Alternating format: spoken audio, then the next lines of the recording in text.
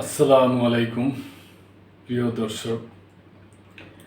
বাংলাদেশকে নিয়ে সংবাদ। আপনারা জানেন তো, বাংলাদেশ ক্রান্তির লগ্নের মধ্যে এখন চলছে।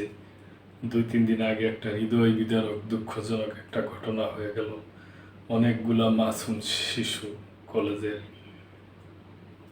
ওনাদের নিহত হয়েছে এবং আরও কিছু কিছু ঘটনা ঘটছে।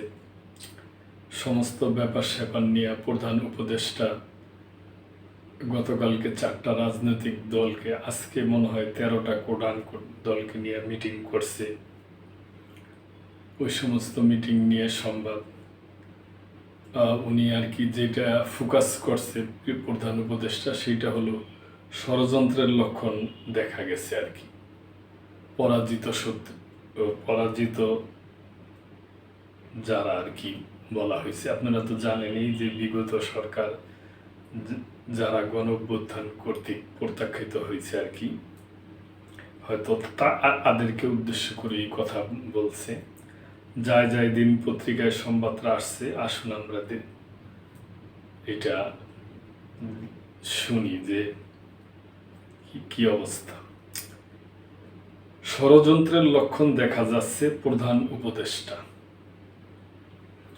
অন্তর্বর্তী সরকারের প্রধান উপদেষ্টা ডক্টর মোহাম্মদ ইউনূস বলেছেন, জুলাই অভ্যুত্থানের 1 বছরে আমাদের আয়োজন ছিল সব রাজনৈতিক দলকে একসঙ্গে নিয়ে অতীতকে স্মরণ করা। সেজন্য কর্মসূচি গ্রহণ করেছিলাম। এতে করে ফ্যাসিবাদের বিরুদ্ধে নিজেদের মধ্যে ঐক্যটা দৃশ্যমান হতো।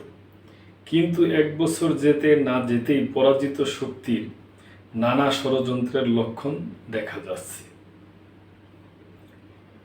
বুধবার বিকেলে রাষ্ট্রীয় অতিথি ভবন যমুনায় 13টি রাজনৈতিক দল জোটের সঙ্গে বৈঠককালে এসব কথা বলেন প্রধান উপদেষ্টা। বৈঠকে প্রধান উপদেষ্টা বলেন, মতপার্থক্য প্রতিদ্বন্দ্বিতা থাকলেও ফ্যাসিবাদের বিরুদ্ধে রাজনৈতিক দলগুলোর ঐক্যকে আরও দৃশ্যমান করা দরকার। তা না হলে তারা এটাকে সুযোগ মনে করেছে।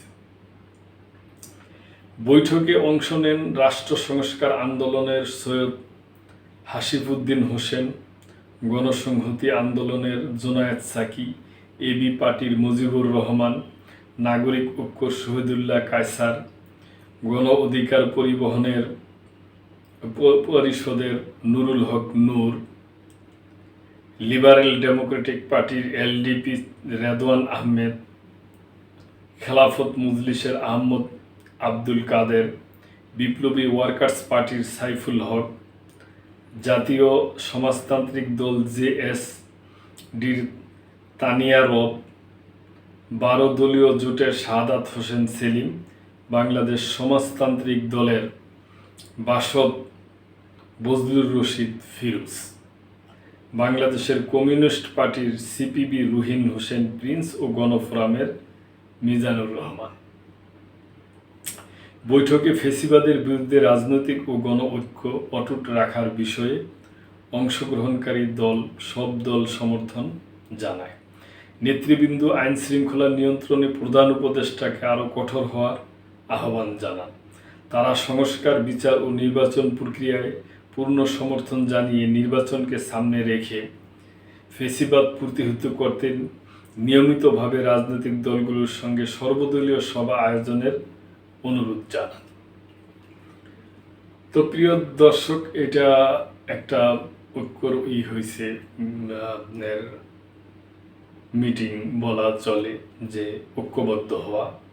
তবে আমার ব্যক্তিগত অবজারভেশন, যেহেতু এইরকম একটা কঠিন অবস্থা, এখন দেশে কতগুলা শিশু নিহত হইল, একটা বিমান আছড়ে পড়ে ক্রাশ হয়েছে, এই সময় এরকম এই আলাপ আলোচনা হয়েছে।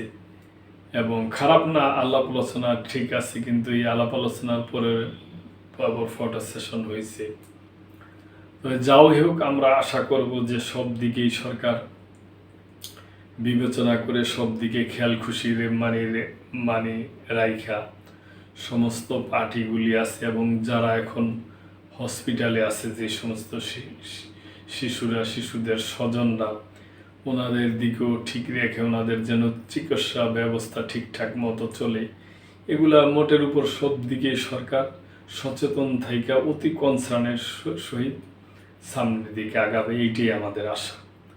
প্রিয় দর্শক, আপনাদের যদি কিছু বলার থাকে অবশ্যই আপনারা কমেন্ট করবেন এবং লাইক শেয়ার করে সাবস্ক্রাইব করে চ্যানেলটির পাশেই থাকবেন। আল্লাহ হাফেজ।